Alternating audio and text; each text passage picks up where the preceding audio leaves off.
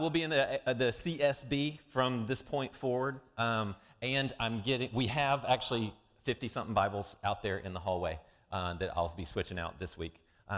So if you don't have a CSB, there'll either be one in the pew back or the seat back, whatever, or you're welcome to just stay with whatever translation. Please know this. Please don't think you ever have to get the translation I get, all right? Is that what you were just saying? I now have to switch Bibles? Because I saw that. Some of you are going, oh, no, now I got to buy a new Bible. No. All right? Because what? I love the fact that you guys have different translations, right? I mean, how many times do I go, okay, who has a different word here? All right? Because understand, the Bible was not written in English, all right? The people in Nashville did not get the, from heaven, all right, and write the Bible, okay? It's been translated and given to us, and we have these manuscripts and these compilations of Greek manuscripts and Hebrew manuscripts, all right? The Nestle Aland, I think they compile sort of the best collection of manuscripts. I think we're on like the 26th or 27th edition of the Nestle translation, which they then take and translate into all the different translations that we have, all right? So the CSB is a translation of the best Greek manuscripts that we have, okay? It's not the telephone game. You've heard that before. It's not, well, they took the NIV and they translated the NIV into the CSB. No. It all goes back to the main source, and then the translation comes out of it. Not the Message, but that's the other.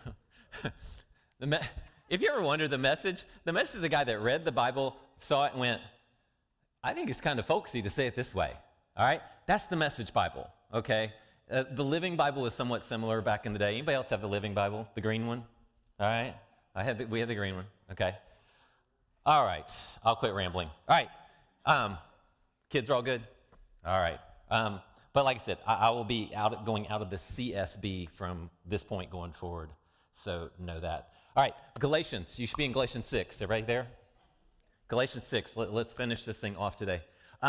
We believe that Galatians, the letter to the Galatian region, remember there is no city called Galatia, all right? It is the region. It's sort of right in the middle of Turkey. You get the cities of Iconium and Lystra and Derbe, these cities that Paul initially went to on his first missionary journey. And Paul is writing a letter to them because after he evangelizes, goes back, somebody comes behind him and says, Jesus is awesome, but guys, we got a little surgical procedure that you're going to need to take part in. And here's 613 rules that if you want to really be in with Jesus, you got to follow all these rules. And Paul is having none of that. He even says everybody got to huddle up in Jerusalem. This is Acts 15. And then after he leaves this Jerusalem council, I believe is when he writes his first letter to these churches. So what we see in Paul's letters, and he gets better at this as he goes, okay, which is really cool, which is why we're doing sort of the Acts, or the 242 groups. We're going through as he's writing letters, because what I want you to see in those is the maturation of his letter writing, but also his theology, okay? So like I said, we've done Galatians, we've done Thessalonians, we've done Corinthians, now we're going to hit Romans, where this is sort of the climax of his doctrinal writings. All right, so be here next week for 242. All right, but he does this thing in his letters. He will write doctrine, and then after a while he goes, okay, you got the doctrine? Therefore, in light of all the doctrine, in light of all this, now live this way. Ephesians is probably our best break. So Ephesians 1, 2, and 3 are doctrine. And then 4, 5, and 6 are walk. Walk this way. So you get the application to it, okay? Romans, you'll see this, 1 through 11. And then 12 is, therefore, in view of God's mercies, what? Live your life as a living sacrifice. Boom, boom, boom, boom, boom. Okay? We see this.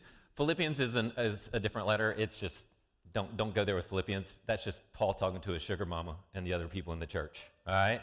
So, yes, I said sugar mama. It's okay. Lydia took care of him. Read your Bible, folks. Who is he always thanking for taking care of him? The church where? In Philippi, who had all the money in Philippi?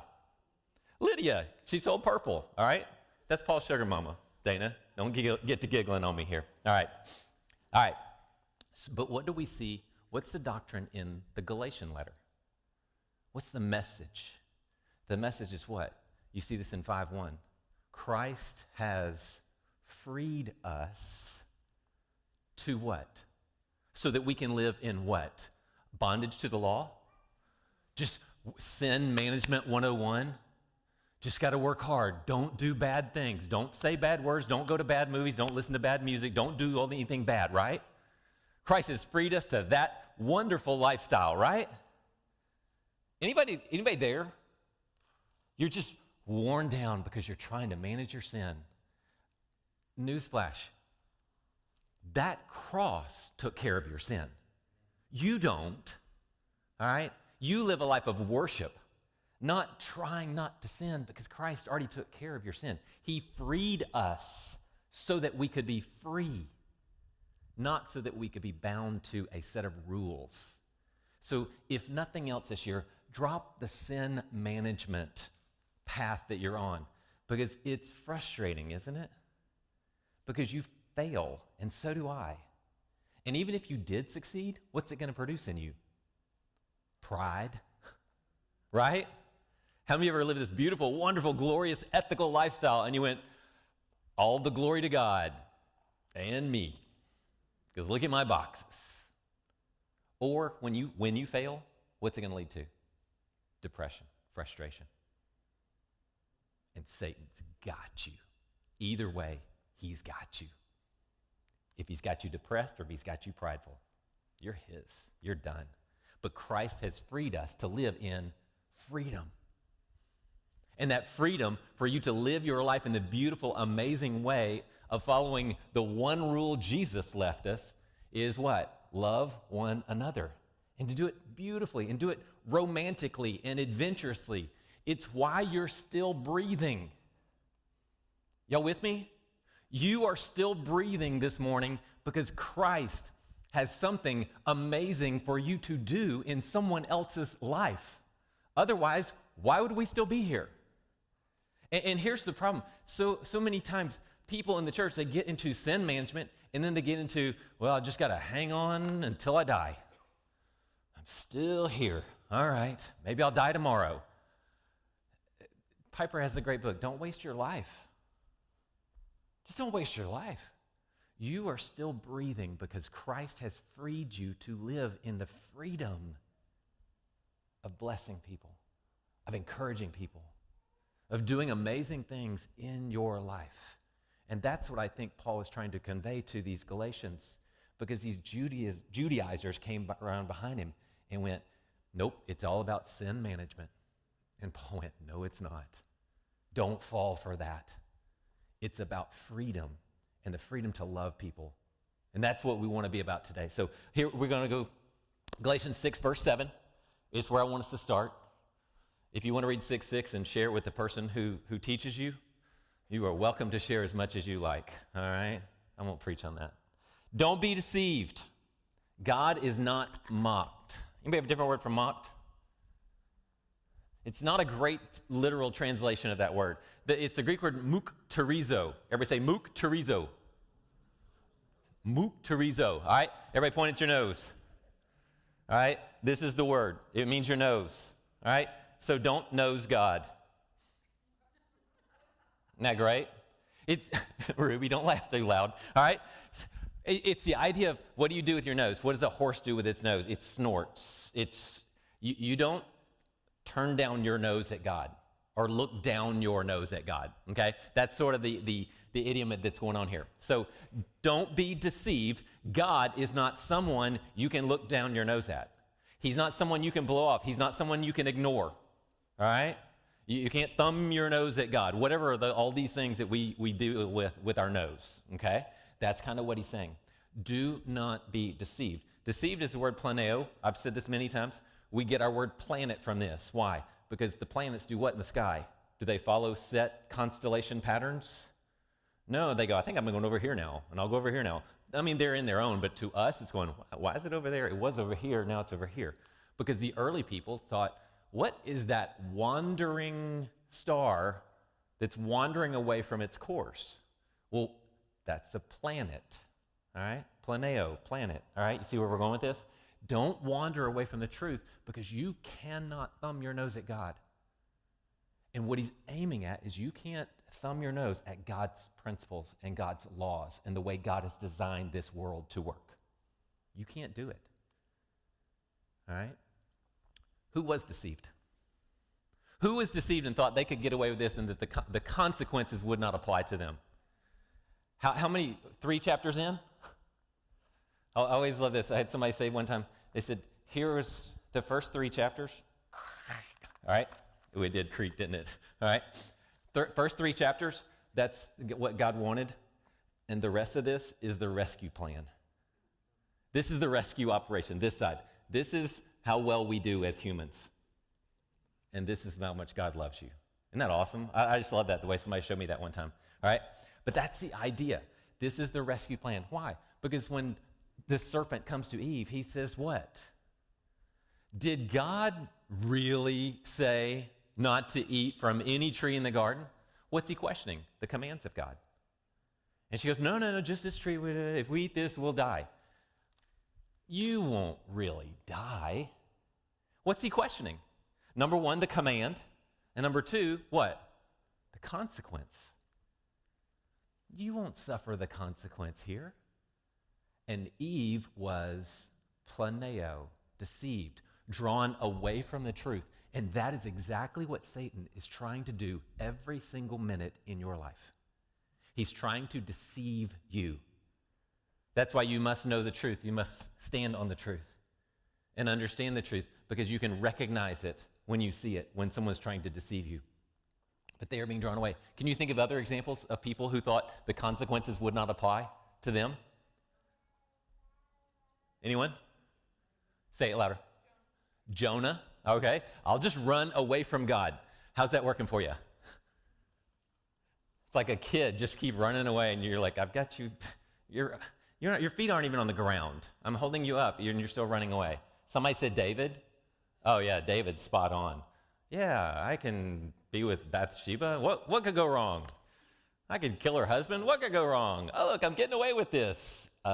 You're the man. Oops. All right. Other examples?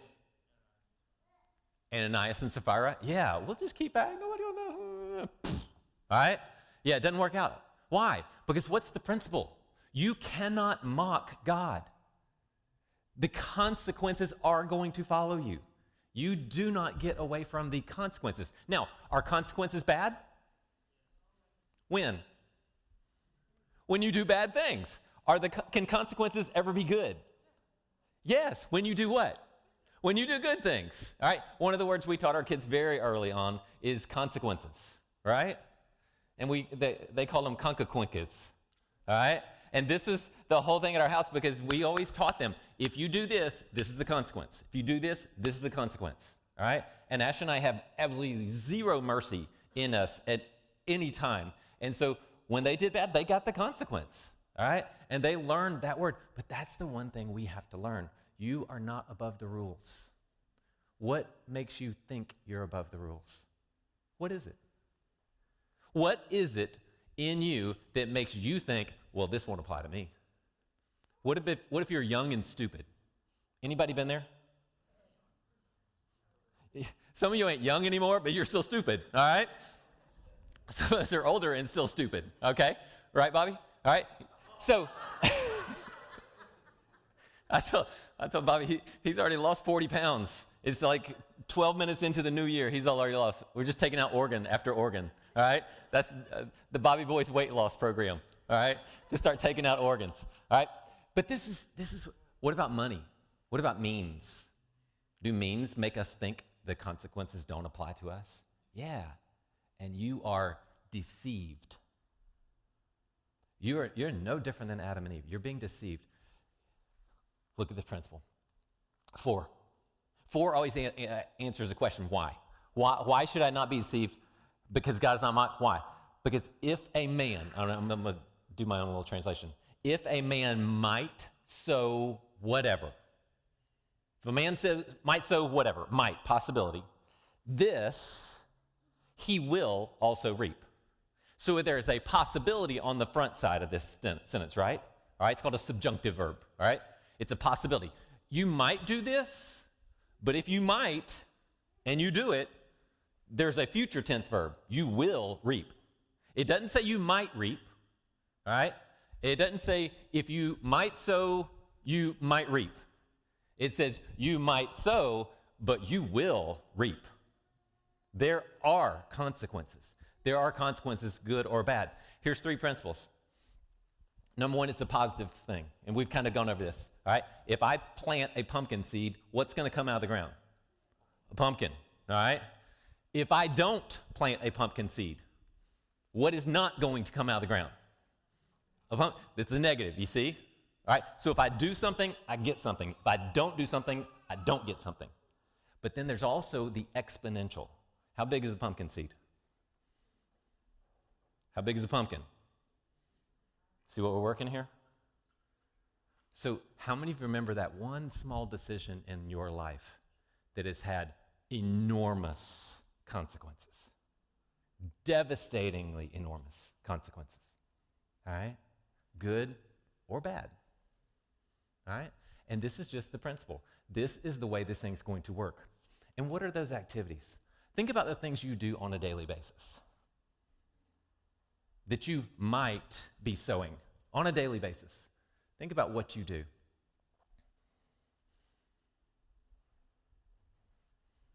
I'm getting to meddling right now. How many of you spend a little too much time sowing with this? I was watching a video. A guy said, I wish humans could sort of put ourselves in an observation little cage like we do with rats. You know, we watch rats and we go, what are they doing? Oh, they're walking around and they're doing this and they're doing this and now they're in the wheel and now they're doing this. He said, I wish the rats could look at us. He said they would probably feel sorry for us because they're wondering, what are they doing with that little box? And they just sit there doing this. People all around them.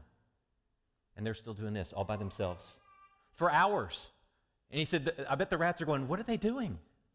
They're not doing anything. And you could check their dopamine, and check their cortisol and all these serotonin and all these things, and it doesn't really change. It just, they're constantly searching for something. Seriously, what are you trying to accomplish with this thing? I like to tell people, you know what you can do with this? You can call people. I mean, I can call my mom right now if I wanted to and talk to her. Hey, Mom, Happy New Year. Got to go. Preaching. All right? She'd go, I know, I'm watching you. All right? But that's the one thing. Think through the activities of your day. If this is what you're sowing, what will you reap? Not might, will. We have to be very careful with this. Because here's the thing. We desire the reaping. We sit around thinking, oh, this would be great if this would happen to me. I would love to get in shape. I would love to read my Bible this year. I would love to, you see, we go after the reaping. But we step over here in the sowing part and we're like, okay, but then I'd have to go to the gym. I went to Planet this morning. Megan, guess how many people were there at the gym with me this morning? 1 person. I know, I was like, what's wrong here? Something's wrong, all right? Then everybody else showed up, all right? January, it's like, just stay away, all right? It's crazy. We'll weed you out by February, okay? But yeah, I've got to do the work. I've got to plant the seeds. I've got to sow. And if I don't, am I going to reap? No. You see, you have to evaluate what is it you want to accomplish this year, this week, this month, by the end of today. And if you don't sow, you're not going to get it because God is not mocked. And you're being deceived if you think it's going to magically happen. You have to do the sowing in this, right? So, for if a man might sow whatever he sows, this he will also reap. Because the one sowing into his flesh will reap corruption from the flesh. Now, this word corruption, anybody have a different word there? Destruction. All right, it can be the word perishable. Paul uses this word in the Corinthian letter, all right, to talk about the difference between the incorruptible and the corruptible, the perishing and the not perishing, so the immortal and the immortal, all right? So it has sort of this idea of death. There is a death to this thing. So, and what does he talk about? The sowing into the flesh. What could that possibly mean? Well, if you look at chapter 5, he gives you a list of the works of the flesh, all right? Go down that list. You sow into those things. You sow those things into your life. And what's going to happen? You are going to receive this corruption, this destruction. Now, is that physical or is that spiritual? If you sow a 12-pack of alcohol, beer, what might you possibly reap? Good? Anybody ever gone, wow, that's so refreshing. I feel so much better now that I drank all that. If you eat a dozen donuts, if you run 2.5 miles, eat a dozen donuts, and then run another 2.5 miles, all right? How's that going to work out for you? I don't know. I'll let you know on February 5th, all right? Yeah, that couldn't be good for you, all right? But how many times do we go, it'll be okay. I can sit on this thing, and I can look up whatever I want, and nothing's going to happen. And I can keep searching and scrolling, and nothing's going to happen. You are deceived. You're just flat out deceived because you think in some universe that that's not going to affect you. I always tell people, you will never win the battle with pornography. Never. In no universe at any given moment, at any time, in any way, shape, or form, will you ever go, wow, I'm so much better of a person. Never. But it is an absolute pandemic in our culture.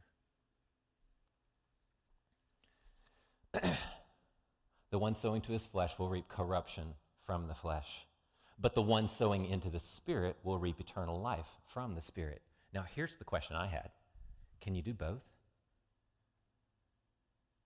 Can I sow into the Spirit and sow into the flesh at the same time? Can I get up in the morning, renew my mind to the cross, have my quiet time, read my utmost for his highest, pray for all the missionaries in all the world, and then go out there and sow into my flesh? Can I do both? On just a surface level, yeah, I can. I always say it's like eating donuts on a treadmill. Are you getting healthier or are you getting not healthier? Which is it? I'm eating donuts, I'm not getting healthier. All right, that's not good for me. But I'm on the treadmill while I'm doing it. So is it going to balance out?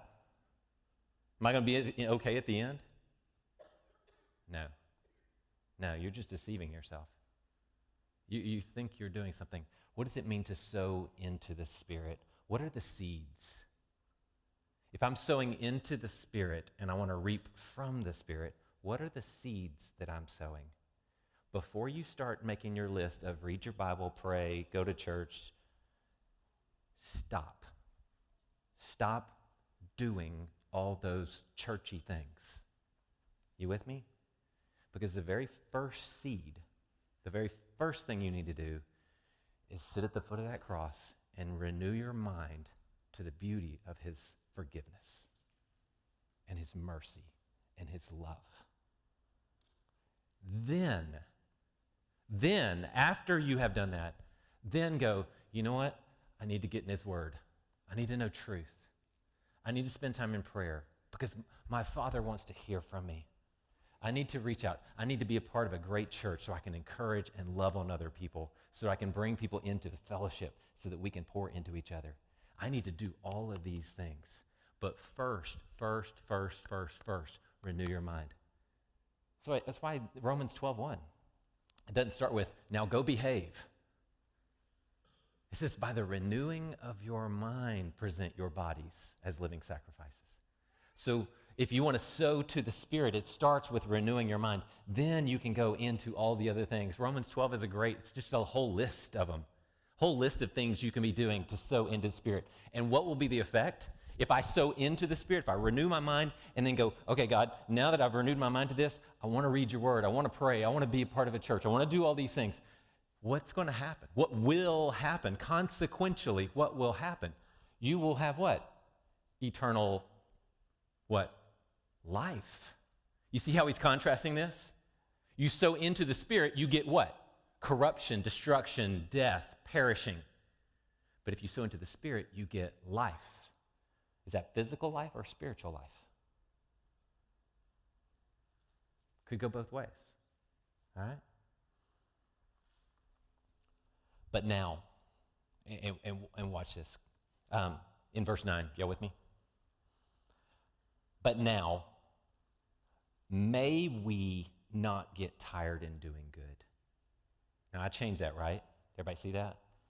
Again, this is one of those subjunctive verbs that has a might to it, a possibility to it. I think it's a prayer. I think Paul is praying with him here. But now, may we not get tired in doing good. But it's not just a prayer, it's also a dare, isn't it? That's why I like the Lord's Prayer. I don't call it the Lord's Prayer, I call it the Lord's Dare. Because I think Christ was saying, I dare you to pray this.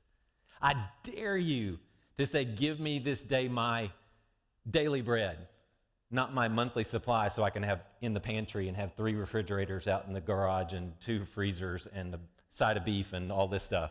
No. Give me this day my daily bread. To pray that prayer, how much do you have to have in your pantry? Just what he gave you that day. That's faith. That's a dare right there. So, but may we not get tired in doing good. All right? Now, okay. The good here is our favorite word, right? The good here is kalos. K-A-L-O-S. Awesome word. All right? It means excellent. It means amazing. That was the coolest thing ever. If anyone's ever done something for you and that was like, you're like overwhelmed, they did something kalos. K-A-L-O-S, not C-A-L-L-O-U-S. All right? That's kalos. That's mean, okay? This is kalos. When Jesus was anointed and the guys are losing their mind, Jesus says, no. She has done something kalos for me. So this is the word for doing good. So may we not get tired in doing these amazing, beautiful, adventurous, romantic things that just bless people and make them go, oh my goodness, why? That is so cool that you did that for me. All right? Imagine if you lived your life and every day somebody said that to you. Wow, I can't believe you would do that for me. I can't believe you would say that for me. I can't believe you would encourage me with that. This is so cool. How many times do people say that to you? Anybody a little guilty right now? How many times do people say, thank you, that was so amazing, what you said to me, what you gave to me, how you encouraged me? You were freed to live a life of freedom. The breath you just took gave you the ability to do something kalos in someone else's life. But here's the problem. What's his prayer? May we not, what? What's your text say? Get tired? Grow weary? It's the Greek word kakos, all right? Paul's doing a little rhymey thing here. May we not kakos in kalos, all right? Kakos is just mean. You're evil. You're hurting people. You're harming people. And I say this, it's the voice in your head that tells you not to do that. That's in kakos, all right? So kalos is right there, and it's this moment. Let us not grow tired. Let us not hear the voices of, don't do that. You don't want to do that. This might be uncomfortable, blah, blah, blah, blah, blah, all right? Those are the voices you have to pay attention to because those voices are trying to stop you from being amazing. How many times does Satan go, don't say that. That'll be uncomfortable. They don't need to hear that. And you take those words of grace and beauty and you just put them in your pocket. Because you listened to the voice of kakos when Christ was inspiring you to live a life of kalos. And he says this, may we not grow tired or grow weary or this kakos. May we not get this harmful voices in doing good. For we will reap in the proper time if we do not give up or faint. See, this is sort of a chronic thing. So he's going to talk about the chronic situation here. The next verse is more of the momentary. So think about this. What does it mean to get tired or to eventually start to listen to the voices over a period of time? You're doing something, you're doing it great. And all of a sudden you're like, you know what? I'm kind of tired of doing the right thing and doing this amazing thing and doing this hard work all the time. I think I'm just tired. And you quit. And you grow faint. And you never reap the reward of what you were doing. Marriage? Anyone? Nicole, Annika, you guys are still kind of newlyweds. You wake up every day, the birds are singing, you're so excited. You're fighting over who gets to bring each other breakfast in bed, right? Yeah, sure, right. Yeah, I'll get back with you on that one, all right? No, but that's the thing. I mean, they're a year, what, a year and a half? Year? 1 year, okay. Some of us are 28 years, and it's like, all right. Hey, and it's not just me saying that, actually saying that probably infinitely more than I'm saying that, all right? And it's like, don't get tired. Don't get tired in being beautiful to your spouse. Parenting, hello? I got 19, 19, and 21 over here. I'm like, all right, let's go. Let's get back at it. Don't listen to the voices that stop me from doing this beautiful thing of parenting. You see this? You see the chronic nature of this? Because we don't get tired in the first moment. When do we get tired? When we get down that path. And we say, you know what, this just isn't worth it. And it's such a blessing, right? When you quit. Don't you feel so much better? I love this thing.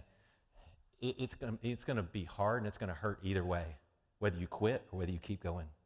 So you might as well keep going. But this is sort of the chronic. Watch this. This is more the momentary. 6:10. Therefore, as we have opportunity. Maybe a different word there, opportunity. It's the Greek word kairos.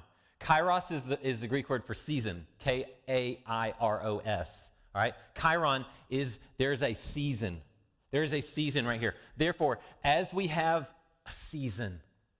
Tell me about seasons. What happens to them? They change. They're fleeting. It's what? We call it what kind of opportunity? Of what of opportunity? A window. Why? Because what happens? You have a moment. You have this finite period of time when you can step into someone's life. Therefore, as we have, don't roll past that word too fast. How many of you have had a moment, a window of opportunity, and you let it pass? You could have said something. You could have done something. You could have written something. You could have given something. You had it. It was right in front of you. You had a season.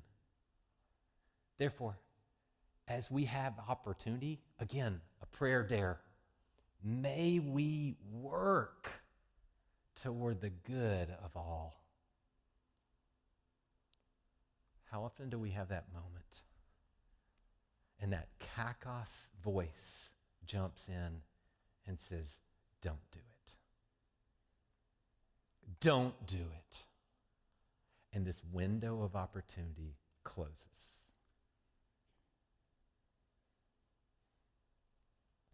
How often do we fail? How often do we let these opportunities go by? The moment when you could say something profound into someone's life. And it can make all the difference in the world. I remember Kirstie Alley, who just passed away, the actress. I remember seeing her in an interview and the person interviewing, I forget who it was, said, I heard you quit smoking. And this was a long time ago, 30 whatever years ago. He said, I heard you quit smoking. How did you quit? What made you quit? She said, I was sitting there and I was smoking some, and someone walked up to me and said, you are too beautiful to be a smoker. And she said, I never picked up another cigarette. He said, the guy just said that and just kept right on walking. There was that opportunity, wasn't it? And what could that person have done? Just kept walking. I'm just keep it to myself. I don't mind my own business. I don't want to offend anybody, blah, blah, blah, blah, blah. No, there was a moment there. Because what happens if you don't take advantage of the moment? What happens to that person? They had a moment. They needed a word. They needed encouragement. They needed forgiveness, restoration. They needed you, the breathing Christian follower of Christ who got up that morning, renewed their mind, and said, God, how can I love people with your love? How can I be this Galatians 6:1 and 2, where I see this person caught up in wrongdoing, and I'm a spiritual person, and I go restore them, and I mend them, watching out, because I don't want to get tempted myself. I bear their burdens, and thus fulfill the law of who? Of Christ. Explain to me what other ambition you have in this life. Follow the 10 Commandments? Make sure you check all your boxes? No, you are breathing because you are put here to fulfill the law of Christ in people's lives. And for so many people that you pass every single day, there is a window of opportunity, and it is going to close. I know I'm going, Lindley. All right? What if someone said to you, you saved my life? I don't mean you threw the ring in the pool and I didn't drown. No. You saved the life. From your comment, from your moment, from the time you said, I forgive you, I restore you, I don't hold anything against you. Whatever it is you do or say in this moment, you forgive them, you restore them. Their life is infinitely better for the next 50, 60 years. And they come to you at some point and they say, this is the person who spoke into me, who loved on me, who forgave me, who restored me and rescued me. And this person saved my life. What are we going to do? What are we going to do if that's not the person?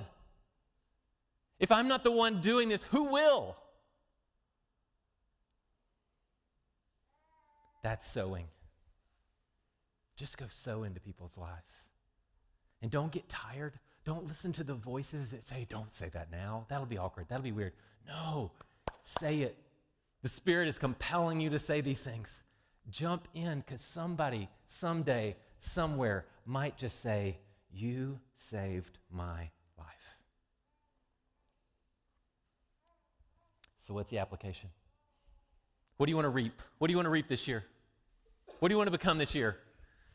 Don't ask that question yet. You know why? Because the question you need to ask and the thing you need to do first is what? I need to get up and I need to renew my mind to the beauty of Christ's forgiveness. And in light of that, in the inertia of that question, now I need to ask, what do I want to reap in light of the beauty of the cross? Because see, otherwise, you're just going to make this list of things, of ethical things and success things and life things. And you know what? Why do you want to get financially stable? Because I want to be able to bless missionaries. I want to be able to bless people. I want to be able to tithe faithfully and encourage. All right? Why? Because of that cross. Why do you want to get in shape? Because I want to live long enough so I can tell more people about Jesus before God calls me home. In light of what he's done. What is it you want to reap? And if it has nothing to do with that cross, then it's just pride. So number one, renew your mind. Romans 12:1, therefore, in view of God's mercy, I'm begging you, renew your mind and live as a living sacrifice. Now, what do you want to reap? Now you're living in worship. Now you're going to walk right into the throne of God, and he's going to speak beautiful, beautiful words over you. Let's pray. Father, I thank you for the cross. I thank you for my forgiveness. I thank you for your grace. I thank you that you loved me in spite of all that I am and all that I've done. You freed me. You freed me from all the guilt and all the shame. You freed me. And you freed all of us. Father, may we never look down on other people and go, well, he's freed me, but I'm not sure about you. No. Everyone we see is a beautiful soul that you have saved, you have forgiven, you have redeemed, and you have restored. Father, may we be the beautiful ambassadors who get to take this beautiful word, this gospel, and take it and share it with the people in our world. And that not only would they say, you saved my life, you forgave me, you restored me, you rescued me when I couldn't do it for myself. It wasn't just about this life, it was for eternity. Father, inspire in us something infinitely more than the simple, trivial resolutions that we come up with today.